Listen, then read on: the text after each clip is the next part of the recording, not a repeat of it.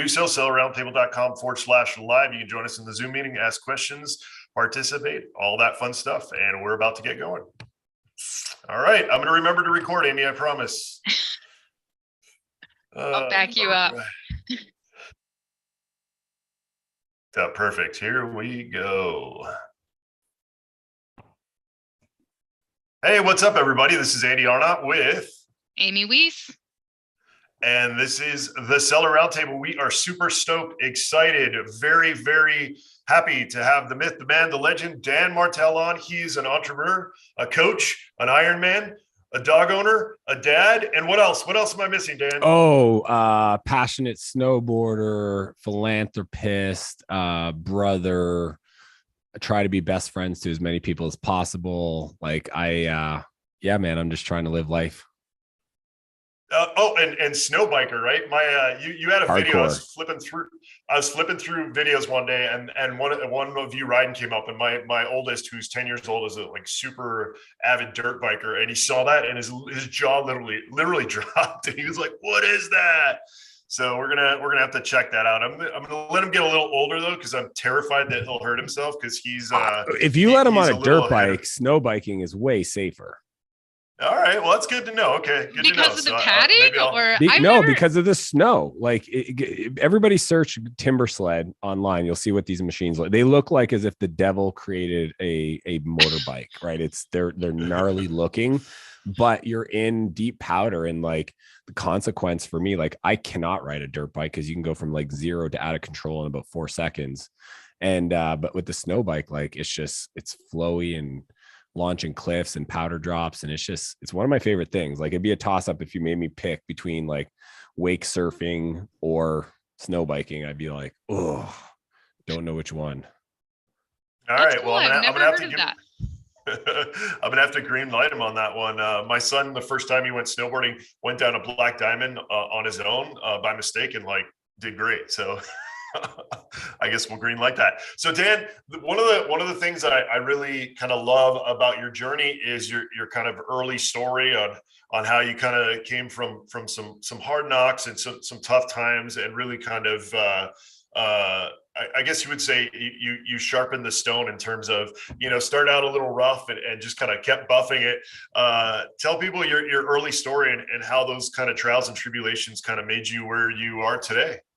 Yeah, I mean, I grew up in, it's kind of funny because it's more the feeling I had. A lot of people have different background stories, but I'm second oldest of 4. My mom was an alcoholic. She grew up, adopted to alcoholic parents, my grandparents, and my dad, same thing. Both his parents were alcoholics, and he had that in his environment. And just I got diagnosed with ADHD when I was 11. Kind of started telling myself that I was broken, really didn't have a lot of self-worth, and started acting out in anger issues and just uncontrollable rage sometimes. And my parents we went to therapy. They put me on Ritalin, and I just was always troubled. I got taken out of my home the first time when I was 12, just because I was just crazy. I was just full of anger and rage.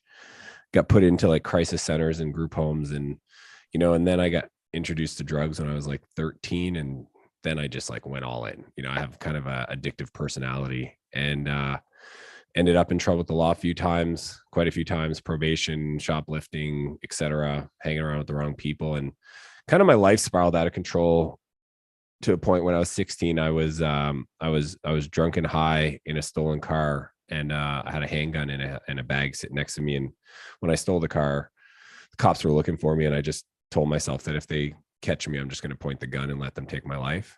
And ended up on this highway heading the wrong directions. I wasn't very clever, and took a exit to get some gas, and there was a routine roadblock checking driver's license and insurance. And I lied to the cops, told them it was my mom's car, and they asked me to pull over, and I just gunned it and just took off. Ended up in this neighborhood, kind of ahead of the cops, actually. And then I found this open garage door and thought, maybe I watched too many action movies. If I could hide in that door and close the garage and get away or whatever. And I ended up smashing into the corner of the house because I was coming in way too fast. And by the time I came through, I immediately went for the gun. It was just all right. And I was pulling on it, and somehow it got stuck in the the string and the cover of the top of the backpack and like the armrest. And like, I just kept pulling on it and pulling on it. And before I knew it, the police opened the door and just unbuckled me and grabbed me. I wasn't buckled. What am I talking about? They just grabbed me and threw me in the back of the cop car. And I woke up the next morning sober, just couldn't believe I was still alive, and just realized like maybe there's somebody in a higher power looking out for me. And that was the beginning of a crazy journey. I ended up doing 6 months in prison due to the severity of my crimes. It hadn't been the first time. I actually went a year prior. And after 6 months of like trying to show that I was serious about getting clean and changing my life, they allowed me to go to a place called Portage, which is a therapeutic community, a rehab center, but it was like a live-in. And I ended up doing 11 months of therapy. So like I had some demons, man. I had some trauma and some messed up issues, relationships.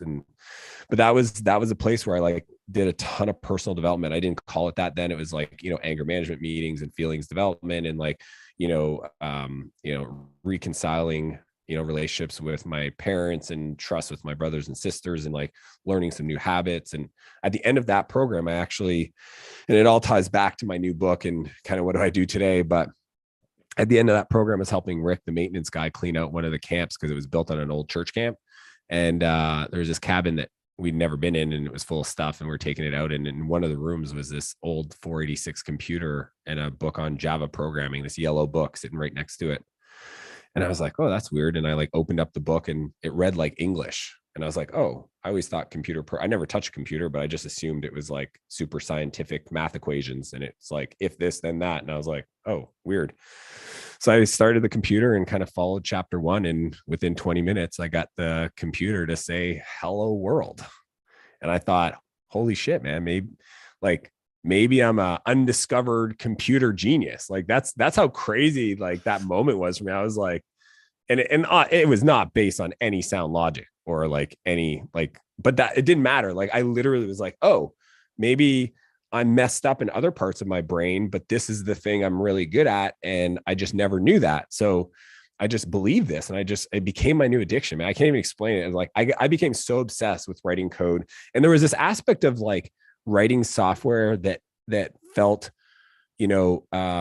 predictable. Like I had grown up in so much uncertainty and chaos that like this like work of creating something that would always run as long as like I created it right, it would just always run, just felt like really therapeutic for me. And I got out, it was 1997, and I quickly discovered this thing called the internet. And it turned out to be kind of a big deal. And timing, divine intervention, I don't know, like it was all I did. I literally became obsessed with learning every internet programming language, every database structure, every architecture thing. Started several companies. A lot of them failed. But then today, looking back, for people that may not know kind of what I do today, but I've built and exited several software companies. I became a multimillionaire when I was 28 and sold my first company, Spheric Technologies. And then, subsequently to that, went to Silicon Valley, built 2 venture-backed companies, Flowtown and Clarity. I'm an investor in 50 plus software companies, Udemy, Hootsuite, billion-dollar companies. Today, I run the largest software as a service coaching program, as you know, Andy, for SaaS CEOs. And then I also have High Speed Ventures, which is like my personal kind of like holdings investment vehicle. It's like my family office for kind of multiplying my wealth. And that's just like 2 things I do. I'm the CEO of 2 8-figure companies. And then I also, as you mentioned, run Ironmans. I did 3 this year, full distance and 2 halves. I, charge hard at life. I try to show up in the most powerful way as I can and be a great example for my family and for all the kids that were just like me, paying attention, because, working with at-risk youth is a big part of my life. Yeah, that's amazing. So you definitely you spent some time in Kona, where I grew up, which is an amazing place.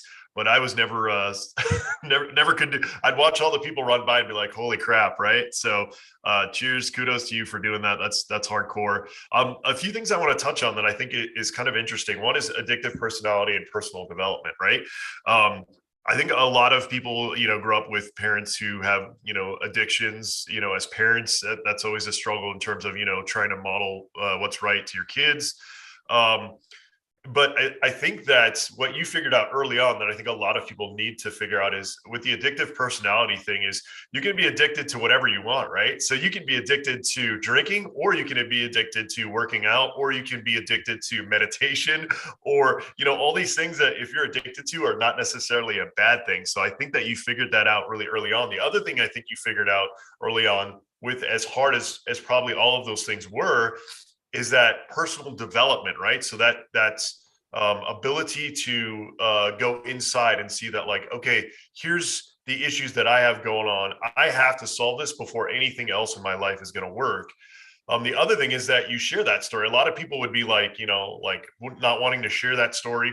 A lot of people don't want to share their failures. A lot of people don't want to share, the stuff that they're going through. And I think that's some of the stuff we need to share the most, because so many other people are kind of in the closet with having all these kinds of issues and not being able to share them, confront them, even with some of their, some of their people. So, well, let me share this, Andy. I appreciate it. But what a lot of people don't realize is for 15 years, okay, till I was, what would that be? 17. So 32 until I was 32 years old. And I'd already at that point, exited 2 companies, right? And for a lot of people considered successful. And I never shared that story, dude. My wife didn't even know. Okay. And she was pregnant. What happened was my buddy, Jason Gaynard, he has this event called Mastermind Talks, or MMT, today, but this was the very first MMT, 8 years ago or 9 years ago, whenever it started. And what happened is I was supposed to do a talk on like work-life balance. And the morning of my talk, which was in the afternoon, he goes, "Hey, I just want you to know, Dan, whoever wins best talk as voted by the audience, will get a $25,000 donation to the charity of their choice." And for me, that was Portage, the rehab center that saved my life. And I remember as soon as he said that, I went, well, this is, Tim Ferriss, Mark Echo, like the speaker lineup was crazy. And I just was like, there's no way I'm going to win this unless I share something absolutely like raw. And I left the event at 11, went to my hotel room, sat down, sketched a draft version that honestly, it was embarrassing in hindsight. But what was true is when I went on stage, my wife pulls me aside before I go up and she goes, "Hey, Dan, I got a surprise." I was like, "What's that?" She goes, "My parents are in town. They wanted to come surprise you and watch your talk." And I was like, "Can you do me a favor and just ask them to like have time and stick around?" And she's like, "Why?" I go, "I'm going to share something I haven't shared with you or anybody. And I think they're probably going to want to talk afterwards." She's like, "What are you going to talk about?" And I was like, "I just need to go do this. Let me do this." Right. And it's cool part. It's like recorded. And I just went up there and just like poured my soul out there and shared, and even deeper levels of like a few stories about like foster care and like, getting in a fight in prison and putting in the hole, and like, just like the emotional challenges that became the foundation for who I was, right? Like rock bottom, you've heard, a lot of people have heard this, is a great foundation for a comeback story. So, dude, I didn't win. Now that would have made the story just the best, right? I came in second. I know. I always say like, Jason, you should have let me give you 25 grand so that I could honestly say that I won 25 grand just to make the story better. But my buddy, Joey Coleman, he's just a world-class speaker. He won. I came in second, but that was even though as scared as I was, and like, dude, I was shaking, like, but when I came off stage, Tim Ferriss comes up to me and he goes, we had known each other through the San Francisco network. And he goes, "I've never seen anybody share with that much honesty." And he goes, "It's really great to know who you really are." And I was like, wow. Like, and then this other guy, Cameron Harold, comes up to me. He goes, "That, Dan, that's the kind of stuff I like to know about people. And I appreciate you sharing that with me." And then I had other people that pulled me aside and said, "Hey man, I can't, I don't want, please keep this between us," and then share their version, right? The drinking and driving, went to prison for 2 years. Like nobody knew. I'm the first person they ever told because I shared. And I just remember thinking to myself, like, I want to connect with people like that. And if it requires me to go first and to be vulnerable and like pour myself out there, as awkward it is, and like, I was so scared. I was like, what if my investors find out? And like, what are my friends going to think? And like, so I just share that because I think a lot of people are fearful and scared. And I was for 15 years. And I will tell you, and it wasn't without repercussions. The other thing is I was working on a US visa and I got denied because I have a criminal record, even though I don't have a record, but because I have a public story of me telling the story of breaking the law. When I filled out the visa application, it has a checkbox that says, have you ever had a crime? Do you ever like do a crime? I had to put yes, which meant I needed to go get a pardon. Dude, it took me an extra $50,000 in legal fees and psychiatric assessments and letters of recommendation to overcome that. So like, it wasn't with downside, I'm sure, but the upside was like 1,000 times better. So like, I appreciate you sharing that, but yeah, just to be honest, it took 15 years. But that's still, I mean, to me, better late than never, right? There's a lot of people that will never share that, will go to their deathbed with stuff that they don't share. So thank you for sharing that. Like I said, I feel like when people do that, it gives other people permission, exactly like you said, to be like, oh shit, that happened to me too. And, it kind of gives them permission. So I really appreciate that you share that. Yes, the other thing is Canadians, right? It's you guys are dangerous, so it doesn't so dangerous. It doesn't surprise me. It doesn't surprise me that you had to go through all. Didn't hurt my feelings. I got it. We're still stone cold killers. You look at me and you're like, that guy's sketchy. I get it. It's my fault. Absolutely. And I want to know, was it worth it? 100%. 100%. Yeah. I love that. I love, how vulnerable and raw, you can be in sharing everything, because it really reminds people that, we are all people, we are all humans. And, so much of us put a certain portrait out there to the public, but we aren't really sharing who we truly are. And that's just such a beautiful thing. So shifting over to systems, Andy here is the one who introduced me to the great Dan Martell. We came to one of your SaaS masterminds in I think we were in Atlanta, Georgia at the time. Atlanta, yeah, that was in February 2019, right before COVID. Man, you have a good memory. Yes, I know. I do new cities for all my events, so I can kind of anchor. Oh, that's so smart. Yeah. Well, I love systems. I spent a long time in the military, doing operations, and I absolutely love systems. But I loved so much the way that you broke down systems and you made systems easy. You really simplified them, the way you had us drawing the triangle and breaking things down and making things simple. So I would just love to ask you, for our audience who are intimidated by systems, what are systems and how can they help your business grow? Yeah. So like what happened is like software became the addiction that got me focused on a completely different like area and skill set and career and all that stuff. But taking that to the business world and like now understanding, well, what's the equivalent of code in a business, right? It turns out it's what a lot of people call SOPs, standard operating procedures, but I call them playbooks in my book, Buy Back Your Time. So the playbooks, and I honestly, I got to give credit to the godfather of this, which is Michael Gerber. He wrote the book, The E-Myth. There's the Checklist Manifesto. There's Work the System by Sam Carpenter. There's like, I've studied all the greats, but for me, there's a point where, $1 million companies are not built on $10 tasks. It's just impossible. Like you just don't have enough hours in the day. So you have to hire people to help you. And without creating a system, and it's a skill set to document and create these systems, you won't be able to comfortably feel that somebody else can execute the thing that you're asking them to do at your level, right? Without a checklist, without some structure and maybe some training, it can feel super nerve-wracking. Like the delegation can cause more anxiety and mental anguish than actually the time saved for a lot of people. And that's why a lot of people just say, well, I'll just do this myself, right?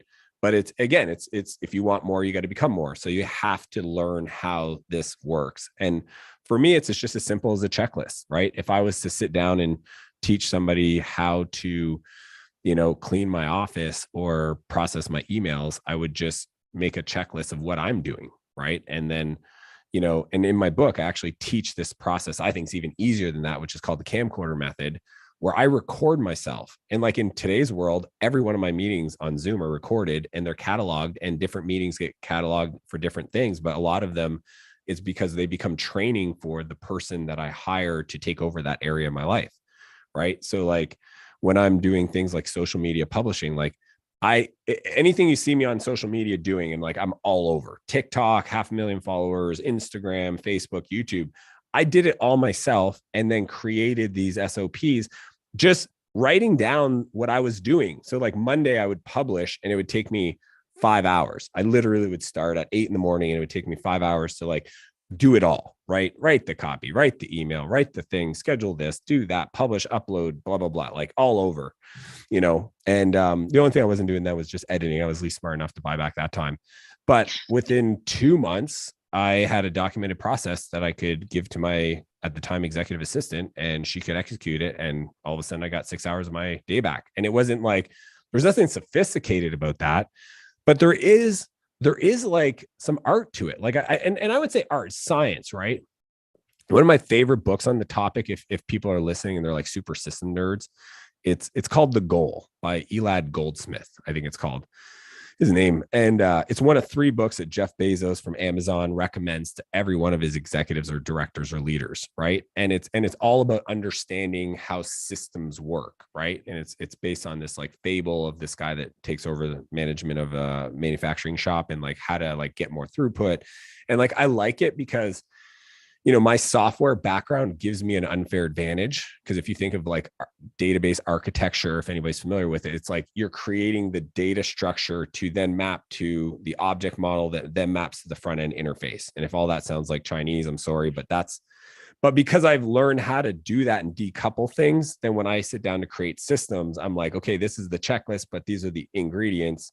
So this needs to be done. This is more creative work. This is procedural work. This stuff requires a specialist. This requires a generalist. And like, I have just this like sixth sense for how I do it. And I try to teach it as much as I can in one chapter in the book, but it's through systems and creating repeatability that you can actually scale. And that's when you create a business that's actually an asset and not just a job, right? For a lot of people, their business is just and for most entrepreneurs, a very low paying job for the amount of hours they work. And I love how you are putting it into your own language in the way that you've explained it. So, you know, you talked about the E-Myth. I love that book. You talked about a lot of great books, people who came before your book that, you know, that have done this.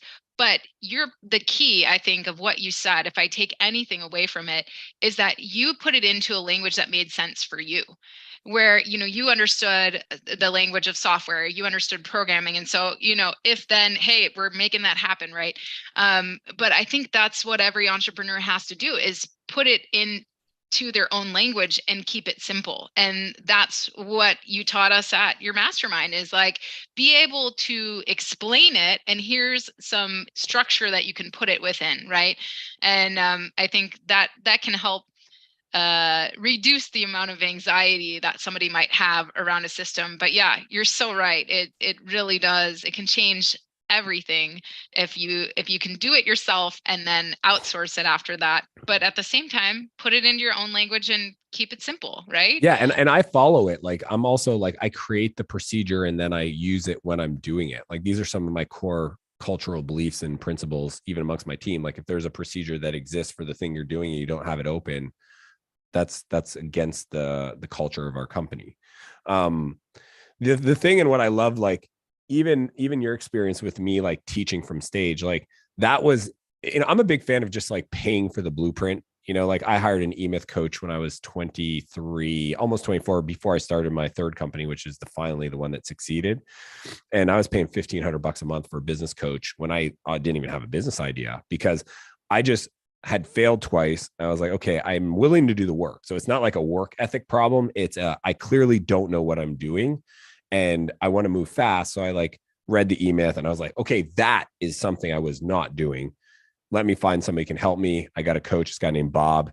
And what happened for me is like, I just started building this like feedback loop on like how to move faster, and coaching, like, you talk about like me on stage, like I hired a coach to teach me how to do that. Like there's actual like a thing called adult learning theory and how to use, drawings to draw people in and communicate information. And, these tests of like, can the person walk away and teach what you just taught them to somebody else? And like at what level of comprehension, and, like what are the different components of a great training module? And like, so even though, I appreciate the praises, I'm a remix of everybody that went before me. I'm just like super no ego.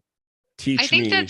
That's key though, is to, to seek out mentors. And then, I just got back from a Tony Robbins event, and he teaches a success formula where he's like, you just need a recipe, right? You need a recipe for success. And so he talks about how he hired all these different coaches over the years, and he was just a sponge of information. He learned from as many books as he could, and he took different things that made sense for him. So I love it. I think it's awesome. I'm actually a big TR fan. I'm actually I just got back from Date with Destiny. I'm actually doing that starting Friday. So. Okay, well, I'm going to that one, but this is only getting published then. So you and I are in the same wavelength. Yes, I'll be there. I'm actually going to be in studio in his like $20 million studio, which is going to be nuts. It's going to be awesome. Yeah. I'll look for you. Okay. So Dan, in the book you talk about, and this follows right with what you were, what you're talking about right now is, your learn, do, teach, right? So, I think that's amazing in the fact that, like you said, well, I stole it from a bunch of people, but that's how you get to the next level, right? You see what people before you have done, at least the people who actually get somewhere. You see what's been done before you. You see what they did right and what they did wrong, and then you iterate, right? So I think that's an amazing principle to go by. Eric Thomas, who's another amazing speaker. If you guys don't know who Eric Thomas is, E.T. the hip hop preacher, Eric Thomas. Oh man, I love him. If I want to get like hyped up, because he screams a lot, right? So if I want to get hyped up, I put him on in the car, like on the way to the gym or whatever. But he always says, rich people don't waste time. They know that it's their most important commodity, right? So I feel like buy back your time definitely kind of, it's like an exact perfect match for that mantra in terms of, if you're doing $10 an hour tasks, you can only get so far. It's funny because I've been an entrepreneur for a very long time. I've failed a ton. I know what not to do a lot more probably than what to do.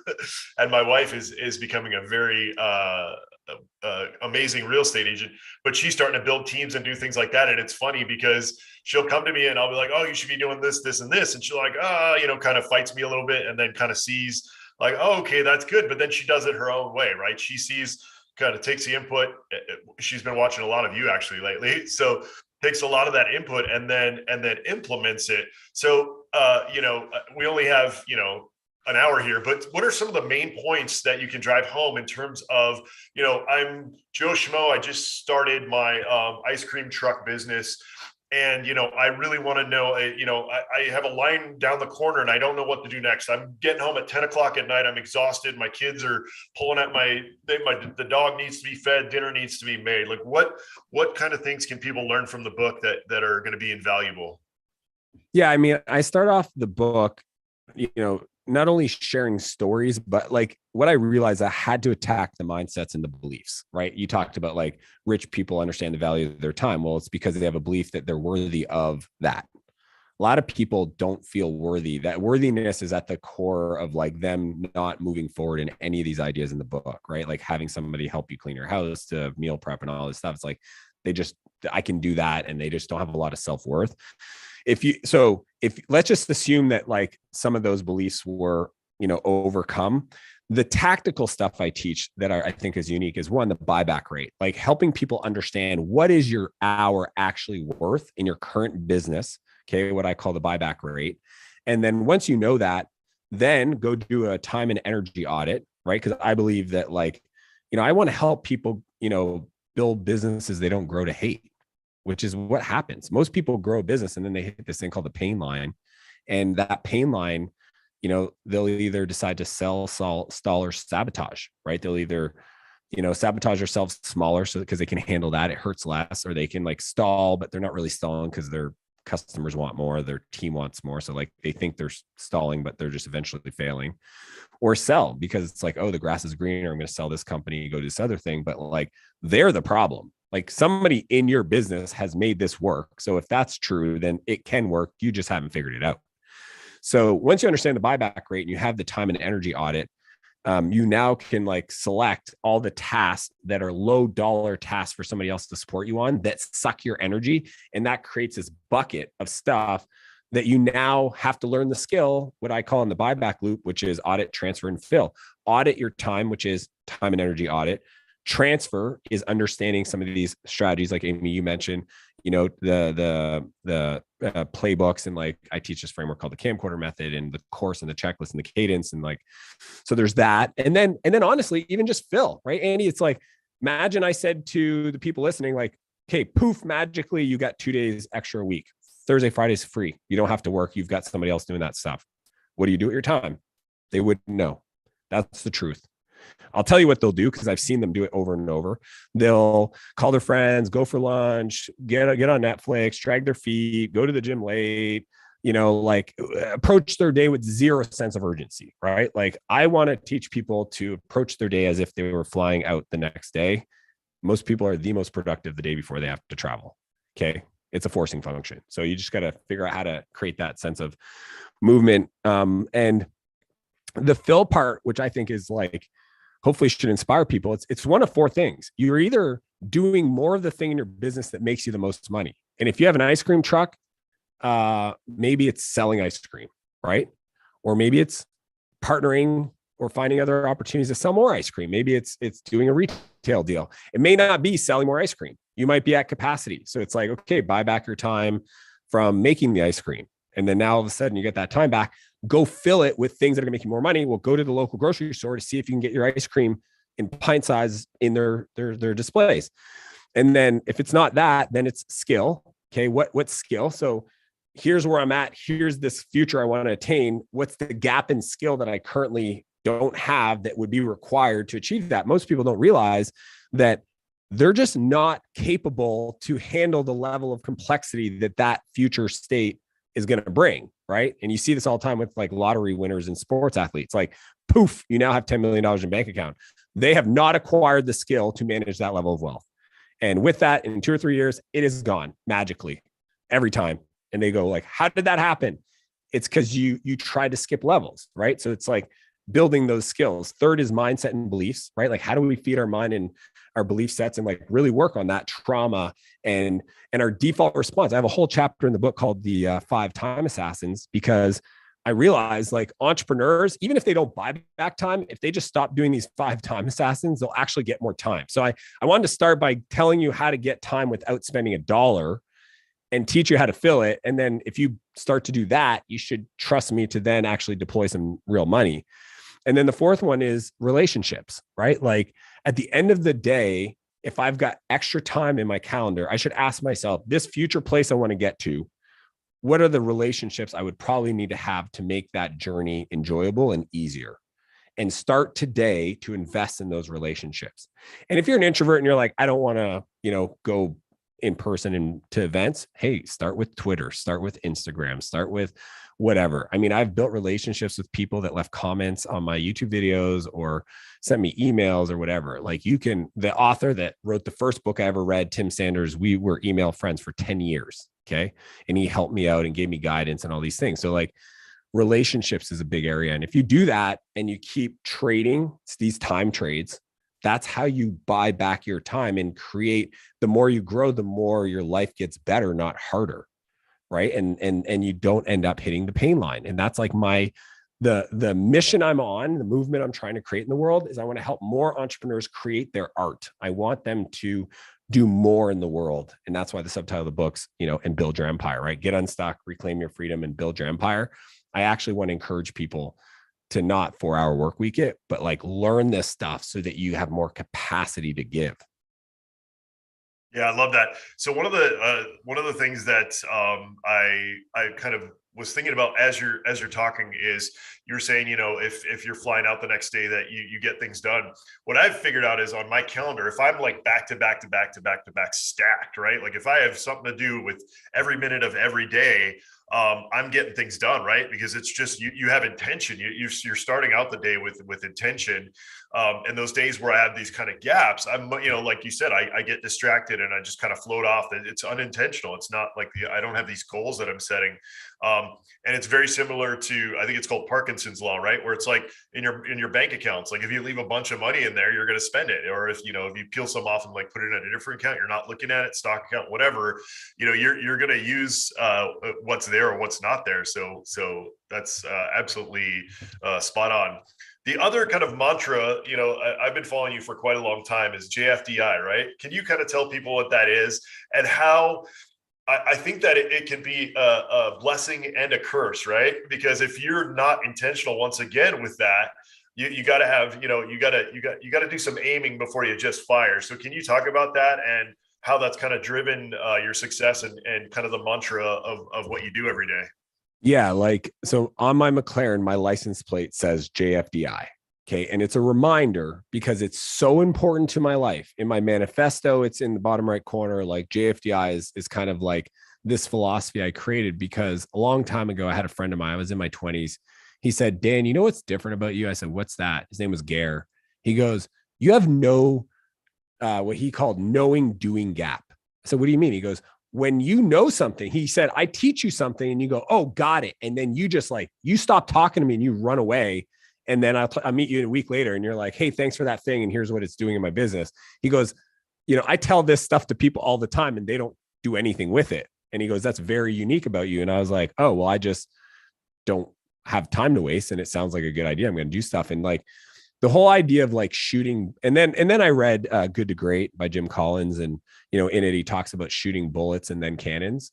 And it's like, for me, that's my philosophy. It's like, if anything, I had to learn to create a methodology for filtering ideas. And I actually teach it. It's called RICE. And it's a simple scoring system for reach, impact, confidence, and ease.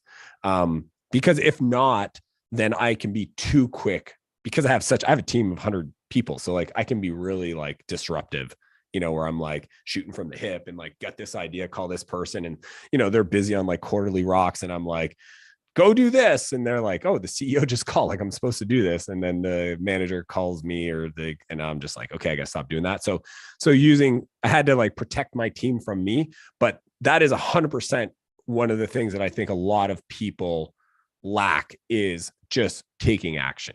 Right. And like in the book, I actually teach this framework called the perfect week. Because you talked about it, Andy. You said when my day is back to back, I get so much done. Well, what I do is I design this framework to say if this block of things, themes, thematics, reoccurring meetings and structure happens, then that was an awesome week, right? And in it has, Tuesday night's my night off, right? Hang out with the boys. Thursday night's date night, work out at the gym every day, like kid days and family and one-on-ones and all these things and business stuff and strategic thinking and like meditation and all. So if this happens, then I won. So it's like, I know myself. So because of that, like all the structure people see, if you follow me for a while, Andy, I almost have to do it or I would be like the other night we had a dinner with a bunch of homeless people is what most people call them. We call them the unhoused, right? In our community. Big part of my wife and I is kind of like philanthropic work and just like, being involved. And a long time ago, man, I was talking to a friend of mine and he said to me, he's like, the difference between a successful entrepreneur and a drug addict and a homeless person or unhoused is very little. You talked about earlier, Andy, like you learn how to channel the addiction into a positive instead of a negative. And I'll never forget that. So for me, I almost had to create a lot of this structure to protect myself, protect the people around me from me, and use that as almost like a forcing function to refine, right? So that my default now didn't become that and like restructure my myelin. Like it's funny because like I used to have severe ADHD. I was on medication for 20 years and now I don't. And I haven't done a test, but I don't know if I have it anymore. So I think there is the ability to reprogram our mind, especially if you're diligent about it, especially have intentionality about it, and you create these new neural pathways, right?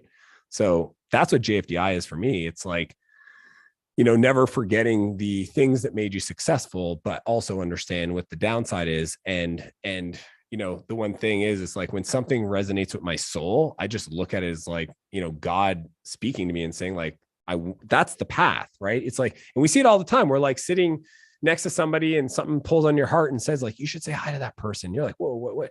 Why would I sat next to people all day, but not, for some reason, I feel like I should say hi to this person. Like, do it and just keep pulling on those strings. And I think that's where magic happens. That's where you feel like, okay, how did this all come together? Because this doesn't make sense. I had this vision for my life and now it happened. It didn't happen the way I thought it happened, but I'm living this vision. Craziness. Yeah, absolutely. So the other thing that the other reason why I really enjoy like watching what you're doing, seeing what you're doing is you're always positive, and people are always gravitate to positive people. For me, last few years been a big struggle for me for like mindset. So that's what I keep coming back to is, language, right? Language is such a big determination, especially your internal speak on, how not only like how your day is going to go, but how your relationships are going to go, how your business is going to go, all these different things.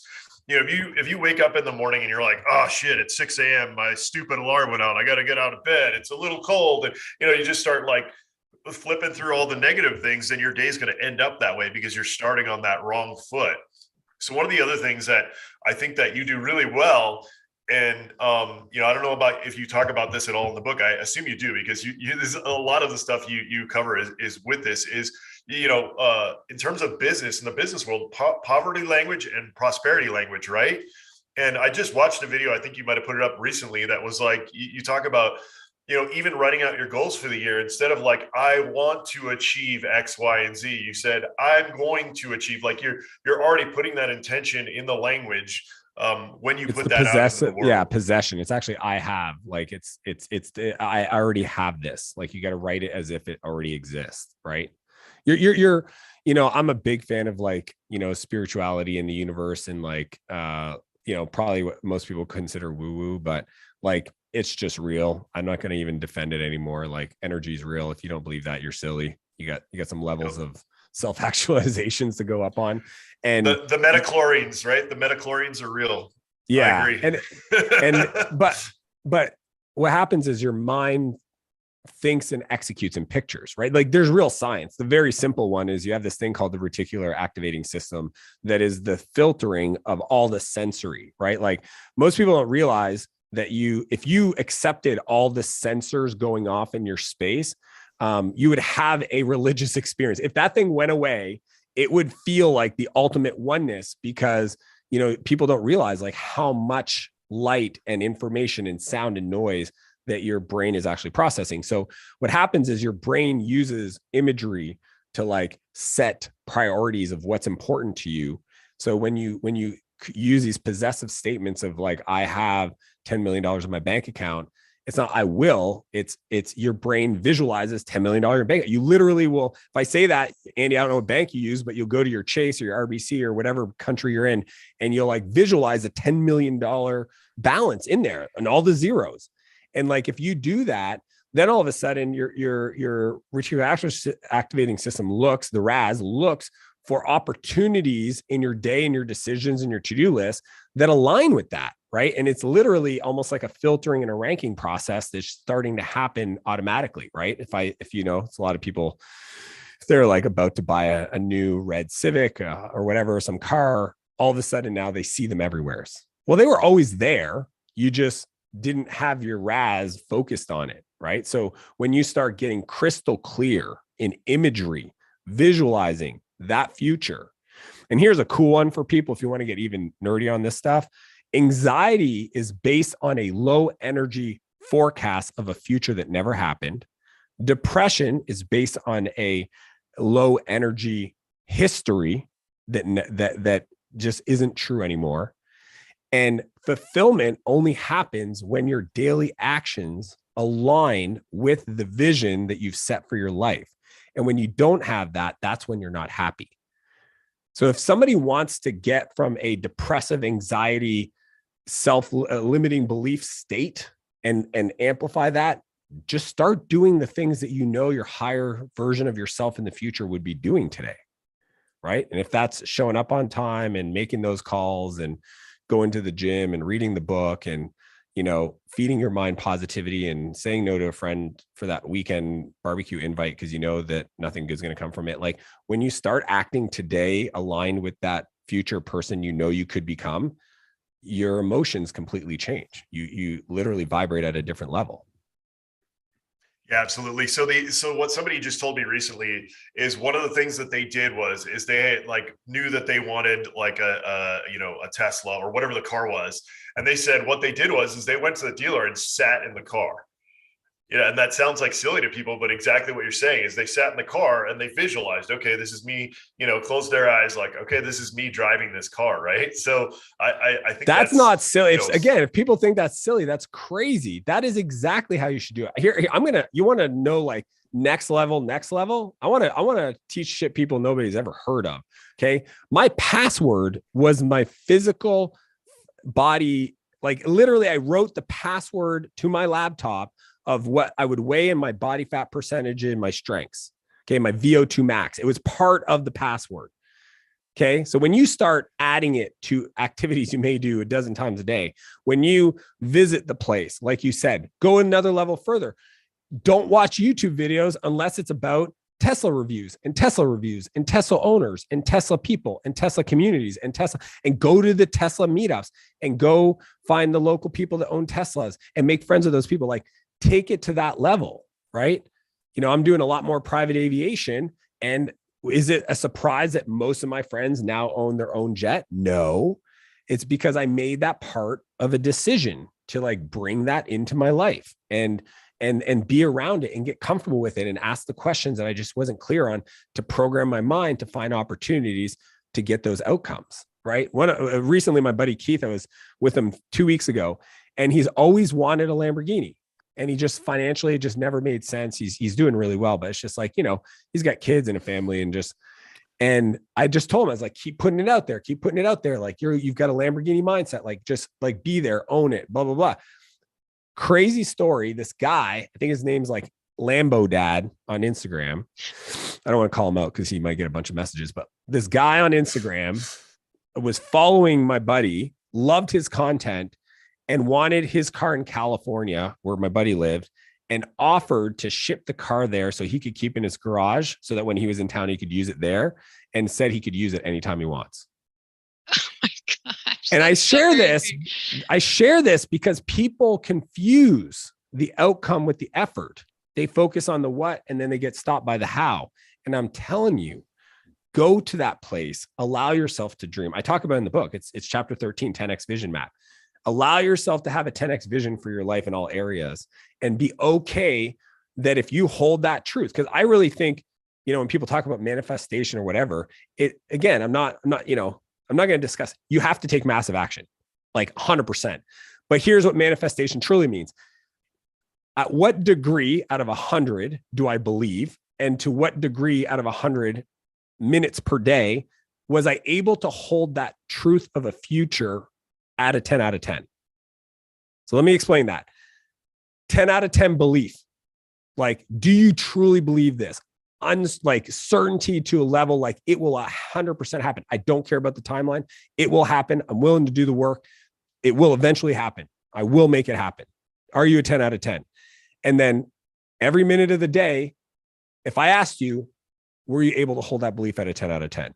To the degree that you make those two elements 10 out of 10 in your day is the speed you're going to pull that forward into your life. And I'm sure you've never heard that from anybody.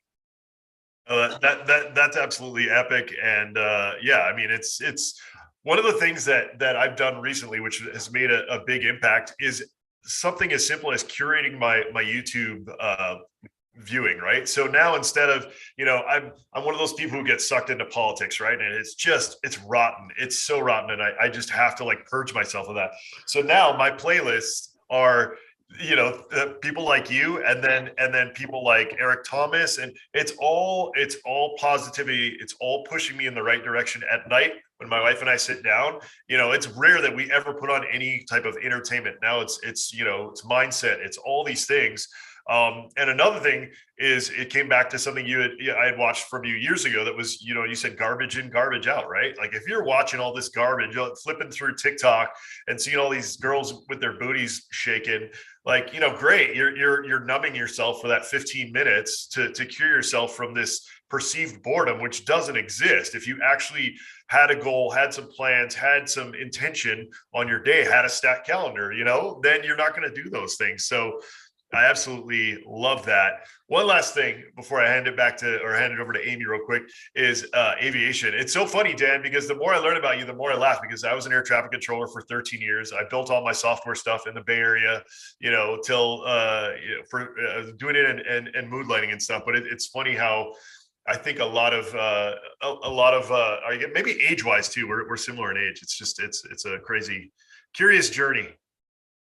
Yeah, on the consumption, and I actually think social media is a beautiful platform if you curate, right? Like, my social feeds are awesome, like pure gold, like motivational, inspirational, just incredible stuff. All platforms, TikTok, Instagram, etc.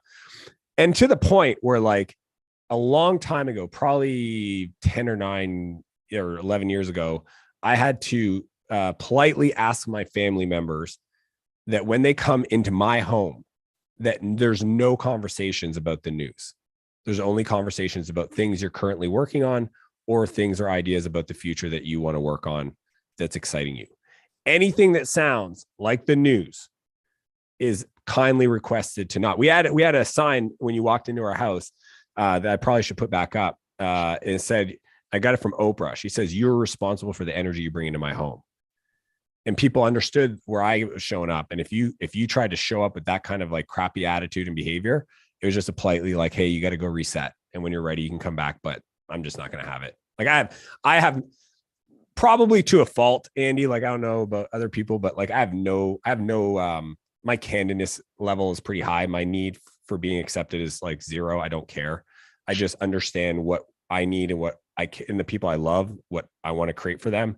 And if people show up without that, I'm very like, I understand, right? I'm not upset about it, but I'm not going to accept it. Right. Absolutely. Yeah. Just to follow up on that. So one of my favorite quotes, which is, it goes right around that line, is Dr. Seuss, right? It's like, be who you are, say who you feel, because those who don't mind don't matter, and those who matter don't mind, right? I feel like I'm the exact same way. Unfortunately, I have kind of a potty mind, so I get in trouble for that. But when it comes with the territory, better to be real. I love it. I love it. And everything, I was just messaging Andy while you were talking. I was like, I love this soapbox. We could stay on this soapbox all day. And, want to add just how important it is that your heart is connected to those manifestations, because when the heart and mind are connected, man, it's powerful. I love it. So we have a question for you, Dan. What would you say is your superpower? I think the thing that I just have an innate ability for is to process a lot of information and then restructure it in a way that other people can understand. Right. And I think there's a lot of people in the world that have that, but just like, I'm able to like consume multiple books and like, and I'm like I'm a self-help junkie. Like I spent probably $300,000 last year on just personal development and like, courses. I buy everything, like Black Friday, like whatever, just buy it, put it in the login, and eventually I'll process it. And, but what I do is I like take that and I like put it, like you said, into my words in a structure that makes sense. And usually I try to find ways to make it mnemonic and like repeatable and like easy to understand. And I think that came from just like building software, like talking to clients and trying to reverse engineer their needs and like create the data structure and the presentation layer and all these things. It's like, it's just one of the things that I do incredibly well. And retention. Like my dad always says, like, how do you remember all this stuff? And I'm like, I don't know. I think it's just because I absolutely love it and I care about people. And I know that if I can remember it, I can add a lot of value to people's lives. So like there's a part of the I really care. So I pay attention when I hear and read and understand stuff. And I write it down and I like have structure for recall and like try to lock it in that that I put it into a process. I love that. Yeah. I'm the same way with self-help stuff. You know, I just went to my first Tony Robbins UPW and I bought everything and then paid more for in-person stuff. And I was like, and people are like, well, you know, I was there with a couple friends and they were like, you know, wow, you bought everything. I was like, yeah, I'm investing in me. I can bring way more value, you know. I never have regretted that. Not once have I ever regretted investing in me. So I love that. It's so powerful. That's beautiful. You cannot go wrong with Tony Robbins. Like world class guy's been doing it for 40 years, consistent. Like everybody should be inspired by the amount of value that humans brought to the world. It's beautiful. For sure. All right, Dan. Well, we would love to keep you for another hour, but we promised to only keep you for an hour. So just to wrap it up here, we always try to end with some fun stuff. So one of the things I would love to know is, if you could have lunch with any of these three Canadians, which one would you pick? Would it be Jordan Peterson, Seth Rogen, or Ryan Reynolds? Those are all very tough. Wow. I'm tossed up between Jordan Peterson and Ryan Reynolds. I would probably take Ryan Reynolds.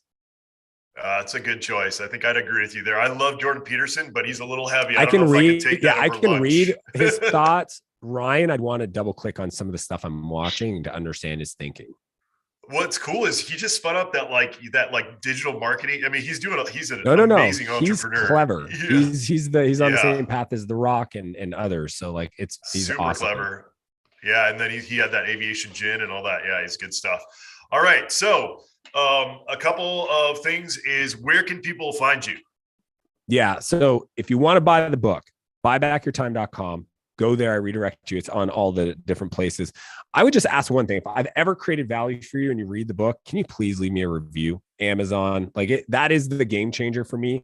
I'm starting a movement. I want to create a snowball and it requires support. And that's the best thing you could ever do if I've ever done anything for you and you're listening to this. And then danmartell.com, 2L's Martell, if you want to learn about, SaaS Academy or coaching or investing or be redirected to all my different socials. But I'm Dan Martell on most socials. But yeah, buybackyourtime.com is my passion project for the world. Love it. So Dan. excited to read it. Thank you so much. Yeah, well, thank you guys. Absolutely. And we're. Oh, it looks like we might have lost Amy. We lost Amy. Yeah. All right. Well, everybody listen to the podcast. If you haven't done so yet, please rate, review, subscribe, share it out. You're definitely going to want to share this episode. If you haven't seen some of the other great people that we've had on, go and do some search. Dan is definitely, I think I'm going to give Dan the top 3, if not the top spot on people we've had on. So Dan, I really appreciate you. Thank you so much. You've been a major influence in my life. My wife has been kind of going down that trail now too. So really enjoying your What's content. her name? If you don't, Molly. Tell Molly I said hi, and I would love to meet her someday. Absolutely. If you're ever in Idaho, so we moved to Idaho from California. We were in the Bay Area, and we moved. Anyway, Let me wrap the podcast up real quick. Thank you guys for joining us, and we'll see you next time on the Seller Roundtable. All right. Andy, anyway, I do Dan, have to jump because I'm 3 minutes late for another podcast. No worries. But I meant that with Molly. Are you guys near Boise? Yeah, we're in Idaho now. Yeah, we're in Boise. So right near ClickFunnels. So, you're in Boise. Okay, cool. I'm planning a trip. Well, we're in a suburb. Okay. Yeah, please come. We'll go snowboarding. Yeah, we'll go snowboarding. We'll hang out. And you can meet my 2 boys and my little girl. Sounds good. All right, Dan. All right, Andy. Have a great day, man. All right. Take care, buddy. Hey, good luck with the puppy. Cheers.